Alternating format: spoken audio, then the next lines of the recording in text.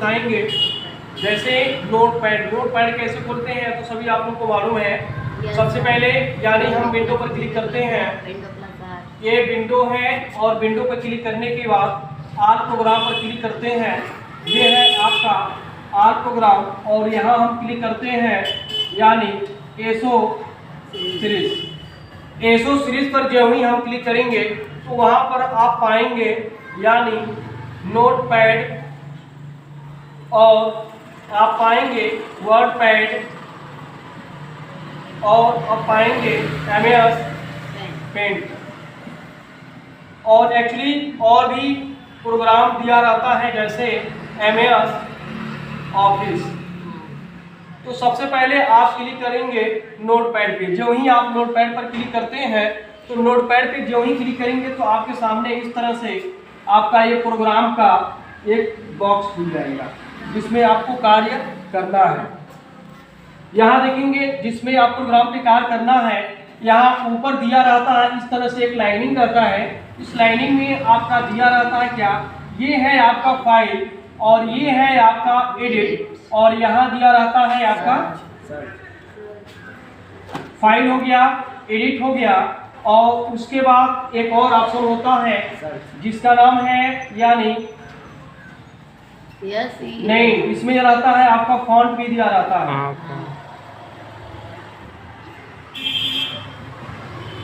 ये फॉन्ट भी दिया रहता है इस तरह से, ठीक है। अब यहाँ देखेंगे फॉन्ट में क्या है, जैसे कि अब ये फाइल एक लाइन खींचिए, और आप एडिट को एक लाइन खींचिए, और ये एक फॉन्ट को खींचिए, और यहाँ आपका दिया रहता है हेल्प, और ये माइनस का, और माइनस के बाद आपका ये माइनस होता है, और ये आपका क्रॉस होता है, ठीक है।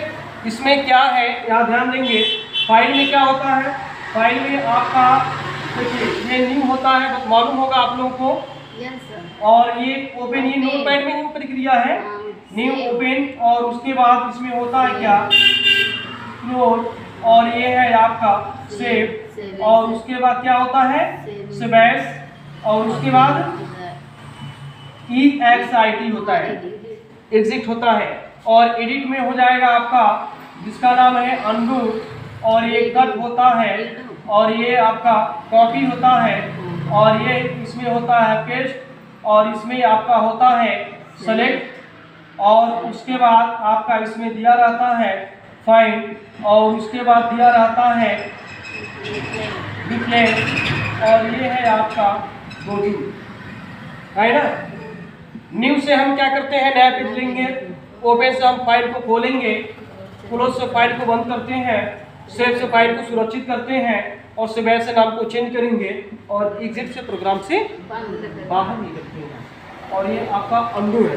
अंडू का मतलब क्या होता है, जैसे अंडू का मतलब होता है अगर हम कोई प्रोग्राम पे कार्य करते हैं, अंडू एक्चुअली जब हम कोई प्रोग्राम पे कार्य करते हैं तो एक्चुअली आपने कोई बटन दाब दिया, वह गायब हो गया, तो उसको पुनः वापस कैसे लाएंगे, तो Ctrl+Z यानी एडिट में जाएंगे और अंडू पर क्लिक करते हैं तो वह प्रोग्राम आपका ऑटोमेटिक आ जाता है। ऊपर लिखा हुआ है ये है आपका कट। कट का मतलब होता है अक्षर को काटना।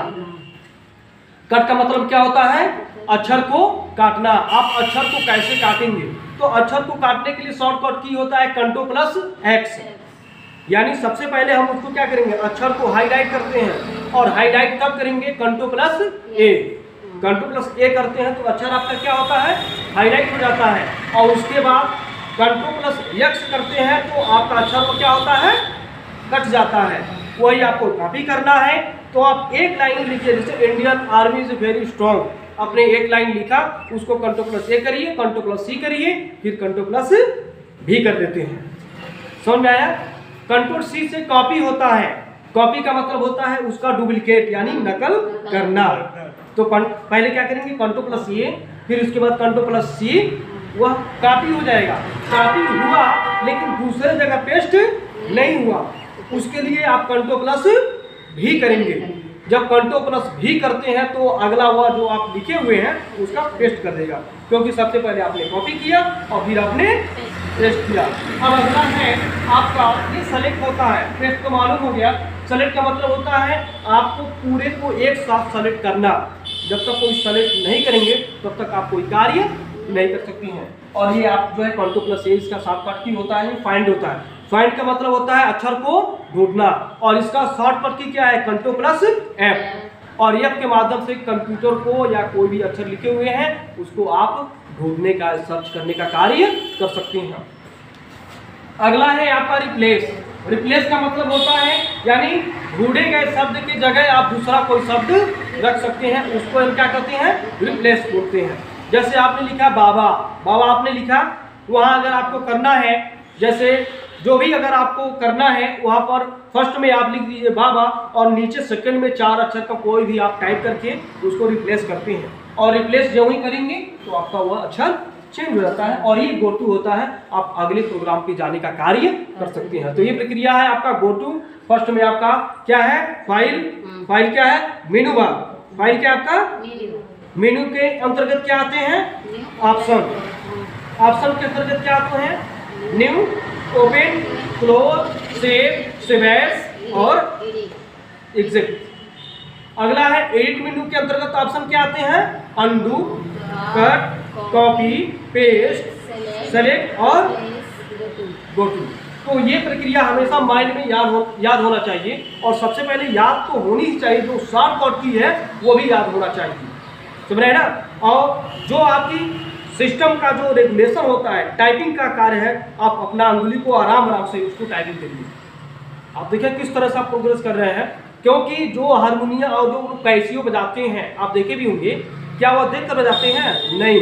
आप कभी बैंक में जाइए, वहाँ देखिए, क्या वो देख कर चलाते हैं, ऐसा कुछ नहीं है। जब आपके माइंड में बैठ जाएगा कि हमारी अंगुली किस अक्षर पे जा रही है, तो ऑटोमेटिक आपको माइंड इशारा करेगा कि आपकी अंगुली किस अक्षर पे जा रही है।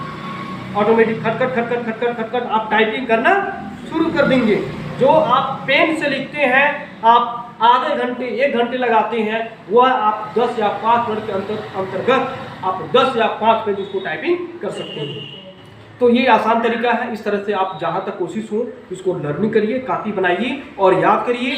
जितना ही आप उसको आगे बढ़ाओगे, और क्लास डेली आइए, डेली क्लास करिए। सर अगर नहीं एक्चुअली अपना कापी किताब निकाल कर तुरंत पढ़ना शुरू करिए, आपस में बात करिए, पूछिए, क्यों, इससे आपकी ज्ञानवर्धन बढ़ेगा।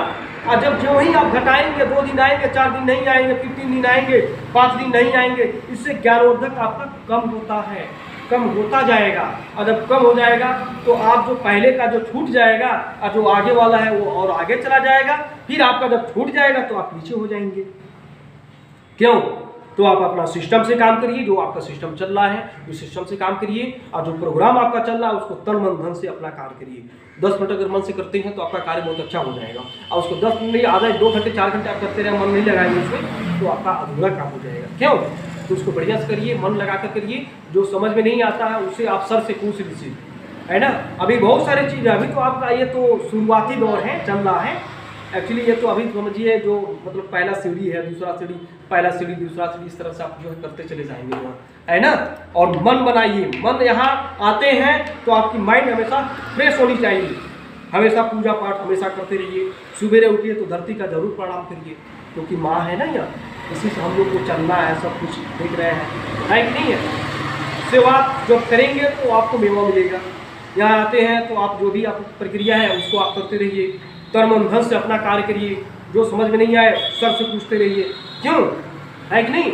अब एक टाइम टेबल बनाइए, उस टाइम टेबल से अपना क्लास करिए, उस टाइम टेबल से अपना कंप्यूटर करिए, उस टाइम टेबल से अपना किताब का जो लेसन जो चल रहा है उसको करिए।